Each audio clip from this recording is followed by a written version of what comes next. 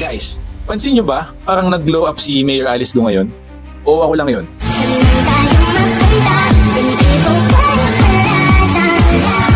Very cutesy, oh.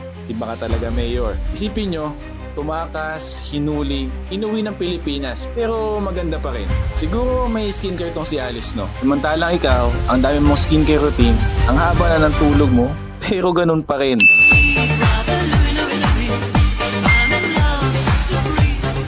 Baka naman technique nito para makuha ang loob nating mga Pilipino. Ano sa tingin nyo? Ang dami din kasi lumalabas sa TikTok na compilation ni Mayor Alice.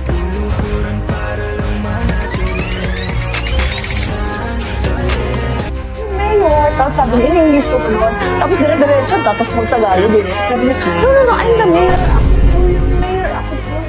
Iba talaga si Mayor Alice. Artistahin talaga, no? Nung nakaraan lang ay nabalitaan natin na tumakas siya ng Pilipinas.